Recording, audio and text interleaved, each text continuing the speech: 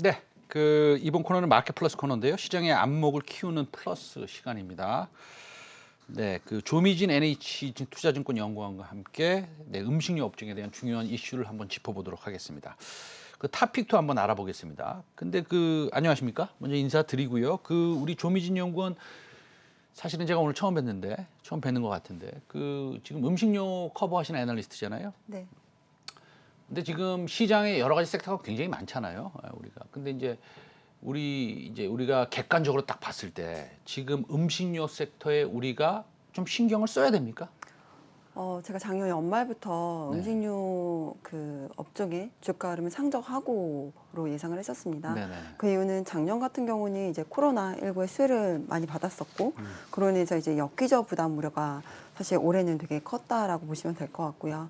거기에 이제 작년 하반기부터 원재료 가격이 많이 오르면서 사실 이제 탑라인의 부담 그리고 바텀라인의 부담이 같이 있었던 게 바로 매출과 이익의 부담이 있었다. 네, 네. 이게 바로 상반기 모습이에요. 근데 제가 오늘 아침에도 자료를 냈는데 저희 원자재 쪽과 콜라보 자료를 냈습니다. 제목이 농산물 피크아웃, 음식료 바텀아웃입니다. 농산물 피크 아웃. 그 다음에 음식료 바텀 바텀아웃. 아웃. 예. 그 제목에서 보시는 것처럼 사실 상반기 때는 저희 굉장히 흐름이 좋지 않았습니다. 근데 이제 하반기에서 연말로 갈수록 이제 엽기적 부담은 완화되고 농산물 피크아웃 나왔습니다. 그래서 알겠습니다. 오히려 이제 이익과 그리고 매출액이 다 회복될 수 있는 그런 흐름들이 하반기에 나오지 않을까 이렇게 좀 예상을 하고 있습니다. 가뚝이라고 불리는 오뚜기는 주요 라면 가격을 이제 한 12% 인상했고요. 농심도 라면 판가 좀 한 7% 가량 올렸습니다. 그러면 이렇게 올린 거를 이제 가격을 전가한다는 얘기인데 가격을 전가하기 때문에 실적이 좋아진다는 겁니까? 아니면 어떤 다른 이유가 있나요? 가격을 전가하니까 일단 실적이 좋아지는 부분들이 있고요. 네. 네, 농심 같은 경우는 사실 좀 길게 봤을 때 국내뿐만 아니라 해외 쪽의 성장도 굉장히 기대되는 업체 중에 하나인 것 같아요. 사실 라면은 긴 그림으로 봤을 때 내수 안에서는 판매량이 크게 급증하기 되게 어려운 산업이라고 보고 있어요. 따라서 가격 인상은 이 라면 기업들에게는 굉장히 호재라고 말씀드릴 수 있을 것 같고요. 가격 인상이 발표되면 초반에는 이제 더 싼 가격에 이제 이걸 사기 위해서 가시오 물량이 좀 발생을 합니다. 근데 농심의 경우는 이제 통상 인상 발표하고 바로 가격을 올리는데 이번에는 2주 정도 미리 좀 발표를 했어요.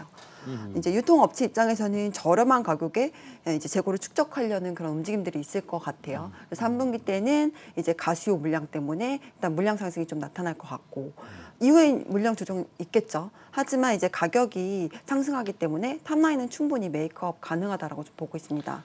그리고 이제 결국에는 물량은 정상화되기 때문에 이러한 이제 가격 인상 효과가 본격화되기 시작하면서 이제 내년에는 굉장히 탑라인이 좋을 것 같고 앞서 말씀드린 것처럼 농산물은 저희 옥수수하고 대두는 2분기 피크아웃 이미 되었다라고 보고 있고 소맥은 3분기까지는 올라갈 거라고 보고 있지만 연말로 갈수록은 좀 빠질 거라고 예상을 하고 있어요. 다시 한번 제가 여쭐게요. 그러니까 우리가 일반적으로 보면 네네. 기름값이 올라가면 SOL이 올라갑니다. 네. 그렇죠? 그다음에 건설주도 올라가고. 그다음에 일반적으로 철강제 관련된 원자재가 올라가면 당연히 대한제강, 포스코 이렇게 좀 올라갑니다. 음식료는 밀가루, 대두 이런 것들이 올라가면 그러면은 주가가 같이 올라가야 되는 것 같은데 지금 보면은 이 원자재 가격, 소위 말해서 음식료 가격이 떨어지니까 매출하고 이익이 늘어난다라고 하는 것은 어떤 논리입니까? 음식의 밸류체인이 네. 이 원자재를 이제 1차 가공을 하죠. 네, 네. 밀가루, 설탕 이런 네. 식으로 1차 가공을 하고 이 1차 가공한 제품들을 다시 한번 가공해서 저희가 제과를 만들기도 하고 라면을 만들기도 하고 이런 저희가 엔드 유저들이 쓰는 그런 완제품들을 생산하게 네. 됩니다. 그런데 이 원재료는 보통 이제 이 식품 업체들에게 원가예요. 말 그대로 원가 부담으로 작용을 하게 되는 네. 거죠. 이게 말씀하셨던 그런 철강이나 이런 부분하고 좀 다른 게 바로 스팟 가격으로 반영되는 게 아니라 이 원가 부담을 한번 지나서 이제 가격, 판매 제품 가격으로 반영되게 됩니다. 간단히 얘기하면 좀 철강이나 이런 로우 머티리얼 소위 원자재보다는 타임렉이 좀 있다는 그쵸. 그런 말씀이시네요. 네. 그래서 처음에는 부담, 그 다음에 나중에 이거를 판가로 전가시켰을 때는 이제 판가 인상이라는 호재를 겪게 되는 거죠. 근데 이것도 바로 그래서 겪는 건 아니에요. 상저하고다. 네네. 그래서 근데 이것도 논리가 그렇게 나오네요. 바로 겪는 건 네. 아니에요. 원재료 가격이 빠져줄 때 이제 탑라인 올랐으니까 원재료가 빠져주면 이제 이익 레버리지가 확대되는 구조이거든요. 근데 말씀드린 것처럼 농산물 저희가 연말부터 좀 약세를 보고 있어서 이러한 부분들 감안했을 때는 하반기에서 연말로 갈수록 계속 이익 스프레드는 벌어지는 그런 긍정적인 효과들이 예상됩니다. 알겠습니다. 좋은 뉴스네요. 그러면은 뭐 이런 생각도 좀 해보겠네요. 그러면 이거 물론 우리 그 연구원님께서는 관련이 없는 얘기지만 일단은 인플레이션의 좀 부담도 좀 줄어들 수 있겠네요. 그렇죠? 그렇죠? 예, 아무래도 뭐 음식료 가격이 내려가니까. 근데 아침에 보니까 그 오리온 있지 않습니까? 오리온도 아주 대표적인 음식료 주인데 가격을 동결한다고 하는데 이거에 대해서 좀 설명해 주세요. 이게 좀 구분해서 보셔야 돼요. 네. 국내는 동결하겠다. 아하. 근데 이제 러시아와 그 중국에서는 인상을 하겠다. 왜 그렇게 그런 일이 있었습니까? 우선은 네. 국내는 이번 실적들 보시면은 상반기에 그 작년에 엽기적 부담과 그리고 원재료 가격 부담이 있었음에도 불구하고 굉장히 좋았습니다. 즉 이제 인상을 할 필요가 없다는 거예요. 그 정도로 우리가 내부적으로 여러 가지 노력들을 통해서 그 원가 부담을 충분히 감내하고 있다라는 오리온의 그런 의지라고 봐주시면 될 것 같고요. 소비자에게 가격을 전가시키지 않고 우리는 오히려 소비자에게 베네핏을 주겠다라는 부분이고요. 그리고 중국 같은 경우는 사실 2011년 이후 인상을 안 했어요. 파이 가격 같은 경우는. 그 경쟁상인 달리 같은 경우는 2018년에도 인상을 했었고 올해 1월에도 이제 전품목 인상을 하겠다라고 했었는데 오리온 같은 경우는 지금까지 계속 여러 가지 비딩 경쟁이나 아니면 소싱 다각화 같은 내부적인 여러 가지 노력을 통해서 그 원가 부담을 절감시켜 왔습니다. 근데 이제 이런 부담도 되게 어려운 상황이고 또 이제 그 경쟁 업체가 계속 가격을 인상해 오다 보니까 이 브랜드 포지셔닝 입장으로 봤을 때는 이번에는 그래도 좀 인상이 우리도 필요하겠다라는 그런 차원에서 인상을 좀 진행했다라고 보시면 될 것 같습니다. 그래서 굉장히 톤이 달라요. 그리고 앞서 한국은 좋았다라 말씀을 드렸는데 중국하고 러시아는 좋지 않았어요. 상황을 보시면 중국 같은 경우는 작년 2분기가 그냥 식품 수요의 그런 엽기적 부담이 아니라 수요 증가의 엽기적 부담이 아니라 그 반사수요를 받았습니다. 사실 그 로컬 업체들과 그리고 그 펩시 프리토스라는 그 글로벌 업체들이 2분기 때 작년 2분기 때 그런 생산이나 판매가 어려웠던 그 시점에 오리온이 좀 이러한 부분들의 수혜를 받았습니다. 그래서 이 엽기적 부담이 다른 기업들 대비해서 굉장히 높았었고 여기에 이제 그 공급 전환까지 진행이 되면서 2분기 되게 좋지 않았어요. 그래서 이러한 부분들이 하반기 때 반전될 수 있다라고 봐주시면 될 것 같아요. 알겠습니다. 그 제가 보니까 오늘 오리온 좀 약간 코멘트를 하시는 것 같고요. 그 다음에 이제 오뚜기, 뭐 농심 가격 올렸으니까 당연히 코멘트를 해주셔야 되는데 대상이라는 회사 있지 않습니까? 근데 대상은 약간 색깔이 좀 틀립니까?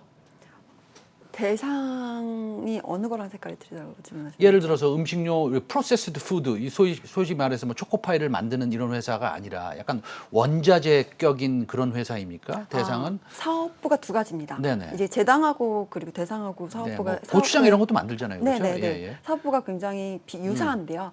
대상 같은 경우는 일단은 이 식품 가공 산업이 있고요. 네네. 그리고 이제 소재 산업이 있어요. 네네. 근데 이제 소재 산업 같은 경우는 이제 라이신, 전문당 이러한 네네. 부분들은 네. 사실 가공 식품하고는 그 구조가 조금 다릅니다. 이런 그 앞서 말씀하셨던 밀가루나 이런 부분들이 오르게 되면 같이 이제 판가가 올라가는 부분들, 스팟 가격이 올라가는 부분들이 나타나는데 그래서 여기는 이게 부담보다는 이 스팟 가격이 올라가는 부분들이 더 커요.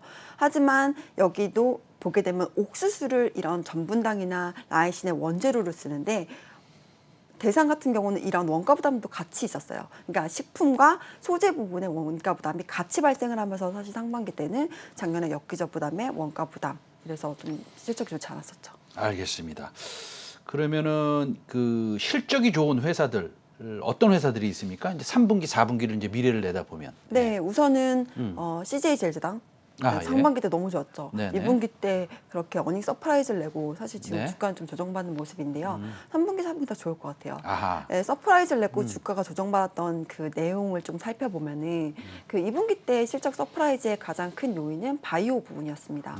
그 뭐 라이신 앞서 말씀드렸던 여러 네. 가지 식품 첨가제와 사료 첨가제 이러한 사업부들이 옥수수하고 대두 가격이 오르면서 같이 스팟 가격이 올랐어요.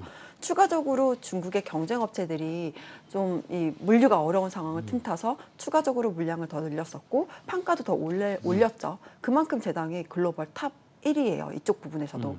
근데 제당이 그러다 보니까 3분기 때는 2분기 대비 이 소재 쪽에서는 좀 어렵겠다. 이 바이오 사업부에서는 실적이 좀 안 좋겠다라는 우려가 확산되면서 주가 조정이 나왔는데요. 3, 4분기 하반기 때는 이제 식품이 좀 더 해줄 것 같아요. 식품이 바이오 부분에 그런 실적 약간 둔화를 넘어서면서 전체적으로 작년 대비 증가세는 이어질 거라고 좀 보고 있고요.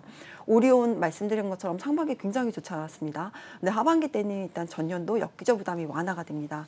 그리고 뭐 가격 인상 플러스로 말씀드렸던 여러 가지 그런 노력들이 오리온에게 이제 반영되기 시작하면서 월별로 실적 확인을 했는데 7월부터는 제조 원가율이 마이너스 제로 전환되었습니다. 그래서 이러한 부분들 봤을 때 제당이나 오리온 실적 성장, 실적 개선이 가장 기대되는 업체라고 봐주시면 될 것 같고요. 추가적으로 칠성, 롯데칠성 좀 말씀드릴게요. 롯데칠성 같은 경우는 이제 작년에 굉장히 그 장마 때문에 어려웠어요. 코로나 때문에 어렵고 또 장마 때문에 어렵고 그래서 굉장히 어려웠는데 올해는 반대로 코로나는 지속되고 있지만 이 무더위 때문에 굉장히 좋은 상황입니다. 그래서 이 칠성도 같이 한번 보시면 3분기 때도 실적 호조세가 예상되는 업체로서 추천 좀 드리겠습니다. 네, 그 조민주 연구원 뭐 여러 가지 종목 많이 말씀하셨는데 그래도 딱 하나를 우리가 좀 골라봤으면 좋겠어요. 그 중에서 탑픽은 어느 겁니까? 하나 골라야 되나요? 하나 골라야죠. 우리가 네다섯 개를 다 살 수는 없잖아요. 네, 그렇죠? 네. 말씀 뭐 사실 더 많이 드리고 싶었는데 지금 네. 말씀드린 것들이 그 탑픽이고요. 특히 네. 제일제당하고 오리온 제일 좋게 보고 있고요. 네. 제당 말씀드렸던 그 주가 조정 때문에 최근 이제 밸류에이션 PER 9배까지 빠졌습니다. 너무 싸요. 그래서 굉장히 매수 싸네요. 9배면. 그래서 매수 타이밍이라고 말씀드릴 수 있을 것 같아요. CJ제일제당이 만약에 PER을 좀 높게 받았을 때 일반적인 그 어닝스가 나올 때 높게 받았을 때는 한 15배까지도 받지 않나요? 그럼요. 네. 그거조차도 되게 저평가 국면이라고 생각을 해요. 근데 9배는 과도한 저평가라고 생각을 하고 있고요.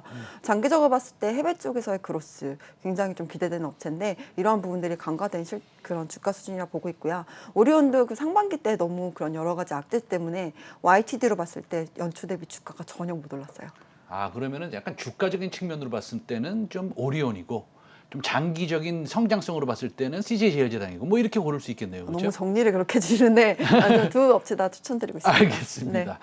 지금까지 조미진 NH투자증권 연구원과 함께했습니다. 오늘 말씀 잘 들었습니다. 네.